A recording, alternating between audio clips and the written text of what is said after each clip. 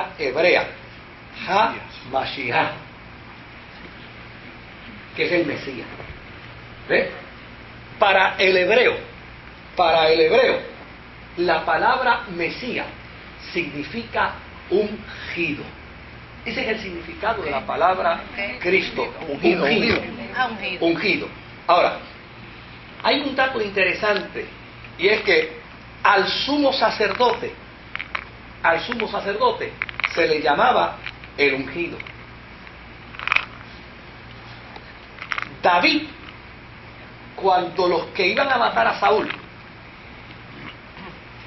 fueron a matarlo y él impidió que lo mataran, fíjese qué dijo David de Saúl: me libre Jehová de yo poner mi mano contra quién, contra el ungido.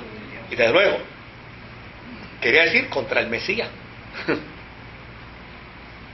Fíjese qué interesante. Al sumo sacerdote se le llamaba el Mesías. A Saúl, David lo llamó el Mesías. De hecho, la idea del ungido lo que implicaba era que había sido elegido para una misión especial.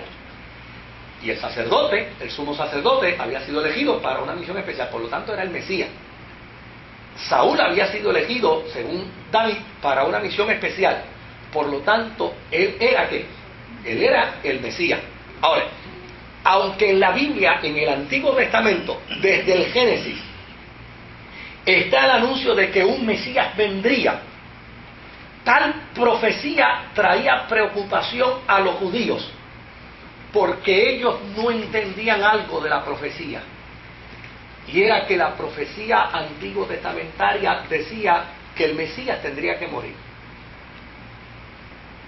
Entonces, desde luego, David fue tipo del Mesías, porque ocupó la posición de un ungido para dirigir a la nación de Israel, y para, obviamente, la única vez que Israel tuvo naciones a sus pies fue en el tiempo de David. Saúl fue el primer rey de Israel, por lo tanto se le consideraba el ungido. Ahora, este título del ungido en la persona del sumo sacerdote y en la persona de los reyes, lo que significaba era el anuncio de que llegaría un día cuando el verdadero Mesías vendría. Y desde luego, lo único que se pretendía con esto era mantener la tradición en Israel. Israel mantenía la tradición, decía, el sumo sacerdote es nuestro ungido. Luego, cuando el sumo sacerdote moría, decía, el que vuelva ahora como sumo sacerdote será nuestro ungido. Cuando el rey venía al poder, decía, ese es nuestro ungido. Pero cuando ese rey moría, decía, el que venga ahora después de él será el ungido nuestro. Pero desde luego, ellos decían, un día vendrá el verdadero Mesías. Y el verdadero Mesías jamás morirá. Y desde luego, ellos tenían un problema bien serio con ese planteamiento. ¿Sabe por qué? Porque las profecías antiguo testamentarias decían todo lo contrario. Las profecías antiguo testamentarias decían, o dicen, que el Mesías iba a morir. Vaya conmigo al libro de Daniel, al capítulo 9 del libro de Daniel. Yo les estoy anticipando a ustedes un sermón, uno de los sermones de Semana Santa. Pero es interesantísimo este tema. Moisés, entonces me decía es el ungido para la misión especial. Para una misión especial. Esa sería la misión. Sí. Ahora, en el sentido humano, pero Israel siempre creyó que vendría un Mesías, un ungido por Dios, para hacer que Israel dirigiera al mundo y entregara al mundo en sus manos. Esa era la misión. Esa era la misión especial. Ahora, Cristo mire, viene del griego. ¿ah? Cristo viene del griego. Viene del griego, Y sí. significa ungido también. Y significa Mesías, significa ungido, sí. Es la traducción En el griego del también. término. Sí, también. Sí, bien, bien. Ahora, es la traducción más cercana, ¿no?, al término Mesías del hebreo.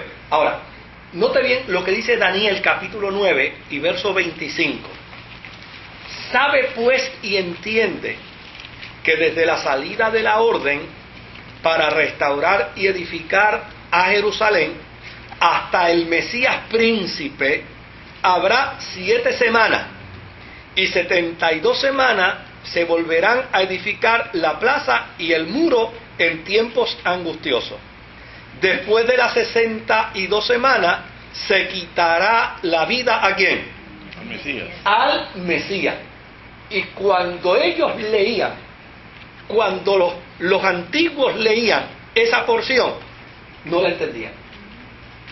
De hecho, en los documentos del Qur'án hay una interpretación de los estudiosos del Qur'án que es interesantísima. ¿Sabe lo que ellos dicen? Dicen, lo que pasa es que el profeta hablaba de 2 Mesías. Uno que iba a morir y otro que iba a reinar para siempre. Porque ellos no podían entender cómo es posible que venga un Mesías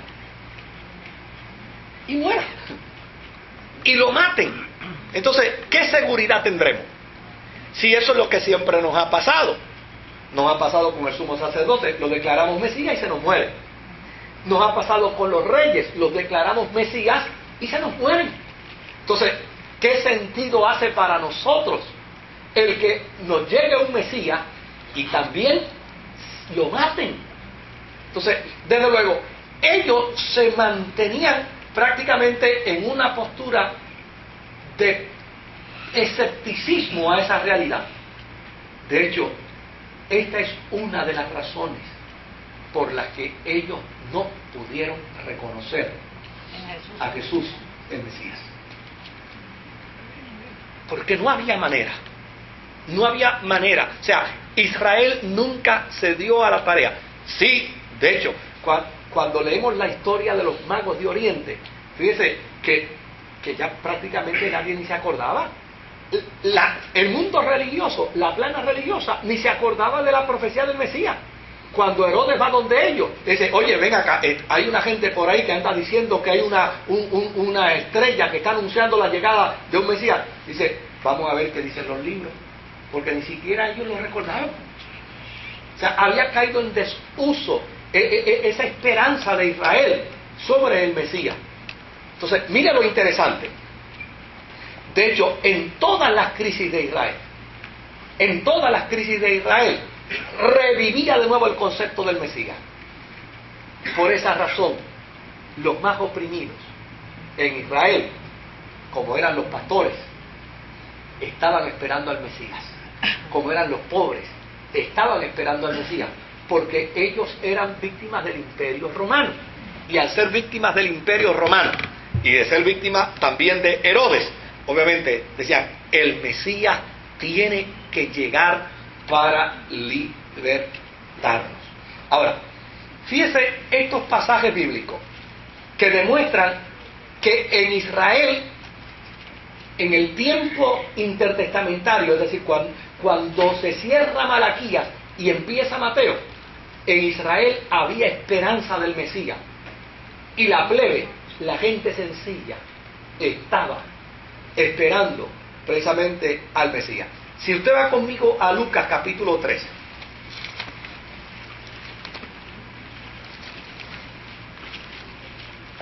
Y en el verso 15, mira cómo dice.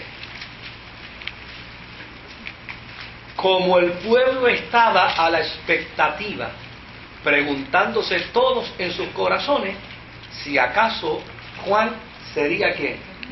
El Mesías. ¿Ve?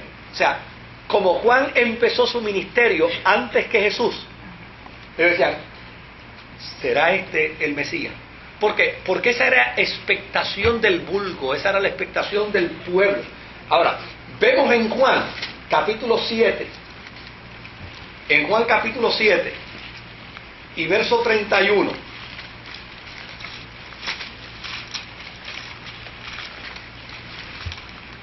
dice, y muchos de la multitud creyeron en él y decían, el Mesías cuando venga hará más señales que las que éste hace.